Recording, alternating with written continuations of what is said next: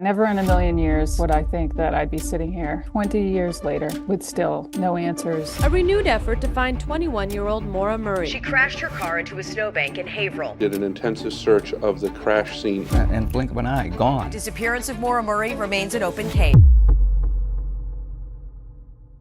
What if you left your home one winter afternoon, packed a bag, and vanished, leaving behind only a running car on a lonely road and 1,000 unanswered questions? What if, in the span of less than 10 minutes, you stepped out of your life and into the cold darkness, never to be seen again? In this episode, we will discuss the haunting case of Maura Murray, a 21-year-old nursing student whose sudden disappearance in February 2004 has baffled investigators, obsessed online sleuths, and spawned countless theories. On the night of the 9th of February, 2004, 21-year-old nursing student Maura Murray crashed her black Saturn sedan on a quiet, rural stretch of Route 112 Haverhill, New Hampshire. Police arrived within minutes of the first call. The car was still running, its headlights casting pale beams into the snowbank where it rested. But Maura was gone, and she has never been seen again. At the time, Maura Murray was not a household name. Outside of her small hometown of Hampshire, Massachusetts, she was simply a young woman with a promising future. She was the fourth of 5 children in a close-knit family. Her father, Fred Murray, would later describe her as fiercely determined, a person who set goals and refused to quit until she reached them. She was intelligent, competitive, and independent. In high school, Maura was a standout student and a gifted runner, competing in both track and cross-country. That same discipline carried her into her first year of college at the prestigious United States Military Academy at West Point. Life at West Point demanded precision, commitment, and resilience, and Maura proved she could meet those expectations. Yet, after a year, she made the decision to transfer to the University of Massachusetts Amherst, choosing to study nursing, a career path she believed would give her purpose and stability. By all outward appearances, she was a young woman on track to achieve something great. But beneath that image was a quieter, more complicated reality. In the months before she vanished, Maura faced a series of personal setbacks. She had been in a minor car accident while driving her father's Toyota, an incident that, while not life-threatening, added financial and emotional strain. Around the same time, she faced a misdemeanor charge for using a stolen credit card to order food, a mistake she claimed was misunderstood and blown out of proportion. She was balancing an intense academic schedule with part-time work and her ROTC responsibilities. Friends began to notice subtle changes. She seemed distracted, fatigued, and occasionally distant, though she never spoke openly about feeling overwhelmed. Then, in the 48 hours leading up to her disappearance, her actions became markedly unusual. Maura emailed her professors to say she would be away for a week because of a family emergency, an emergency that never existed. She went to the bank and withdrew nearly all the money she had, about $280 in total. At a local liquor store, she purchased wine, vodka, Bailey's Irish cream, and snacks. In her dorm room, she packed a duffel bag with clothing, toiletries, textbooks, and maps. Her computer's search history revealed she had been looking up rental cabins in New Hampshire, focusing on areas around the White Mountains. It was the middle of winter, with temperatures well below freezing, yet she seemed to be preparing for a trip to a remote location. The planning didn't have the hallmarks of an impulsive escape. There was a deliberateness to it, as if she had something specific in mind. But what? Was this simply a short trip to clear her head and escape academic pressures? Was she going to meet someone? Or was it something far more deliberate, a carefully planned disappearance that no one saw coming? The night of the 9th of February, 2004. The air was crisp and biting, temperatures well below freezing. Route 112 was quiet, winding through patches of forest and scattered rural homes. Around 7:27 p.m., Maura's black 1996 Saturn slid off the road into a snowbank near a sharp curve. A local school bus driver, on his way home from work, spotted the car. He stopped, rolled down his window, and spoke to Maura through hers. She appeared shaken but insisted she was fine. She claimed she had already called for roadside assistance, though phone records later showed no such call was made. The driver, sensing she wanted to be left alone, drove away but still contacted the police to report the crash. Within minutes, Haverhill Police Sergeant Cecil Smith arrived on scene. The car was locked, its hazard lights off. There was no sign of Maura. Her purse, school assignments, and a packed bag were inside. An open box of wine sat in the back seat. Red stains, possibly wine, were found near the driver's side. What wasn't inside the car was just as telling. There was no cell phone, no wallet, and no clear trail leading away. In the snow, there were no distinct footprints that could be traced. K-9 search teams were among the first to arrive after the initial police response. The dogs picked up Maura's scent easily from the abandoned Saturn and followed it eastward along Route 112. For roughly 100 yards, the trail was strong. Then, suddenly, it ended, not fading gradually, but stopping abruptly, as if Maura had stepped off the road and into another vehicle. In the fresh snow, there were no clear footprints leading into the woods, no drag marks, nothing to suggest she had collapsed nearby. It was as if she had simply vanished into thin air. Helicopters joined the search, sweeping the area with powerful infrared cameras capable of detecting body heat even in deep snow. From above, the white landscape stretched for miles, interrupted only by the occasional farmhouse, bare tree line, or winding road. Yet there was no sign of movement, no warm figure hiding in the shadows. On the ground, volunteers, some from the community, others who had driven from neighboring towns, spread out in lines, methodically searching the woods, riverbanks, and abandoned buildings. The cold was relentless, the kind that stung the skin and numbed fingers through gloves.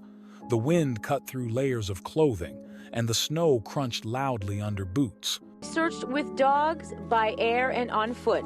They've checked everything from bus logs to snow tracks, and now, after 10 days, officials say they have suspended the ground search for 21-year-old Maura Murray. What we wanted to do was make sure that we had done everything twice, and wanted to be able to come, for instance, and say to the family, we have searched this area extensively, and we have a very good feeling that we've done everything that we can do to assure that she's not in the vicinity of the crash site.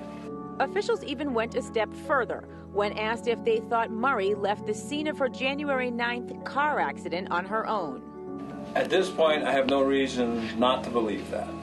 But those close to Maura and her family say even if she left on her own, she would have gotten word home. And there's no way that she would ever put her, just the two people, the two most important people in her life that I'm aware of, her father and my son, through this nightmare. There's no way. Officials plan to continue doing background checks on Maura with the help of the FBI to try to establish her frame of mind prior to disappearing. But at this point, there will be no further search of the area. As for Maura's family and friends, their search continues. It was the kind of night when even an experienced hiker would struggle to survive for long without proper gear. Maura had been dressed for driving, not for trekking through sub-zero wilderness. Her family wasted no time. Fred Murray, her father, arrived quickly and began his own search, moving from house to house, asking questions, posting flyers anywhere he could. He refused to accept the idea that his daughter had wandered off willingly or met with an accident she could not recover from. His voice, often shaking with frustration, became a fixture in local news interviews. She didn't run away, someone took her. In the days immediately following her disappearance, the story made regional headlines. But as the search stretched into its second week with no trace, the media presence began to thin. Cameras left. News crews moved on to other stories. The snow eventually covered any lingering physical evidence on the roadside.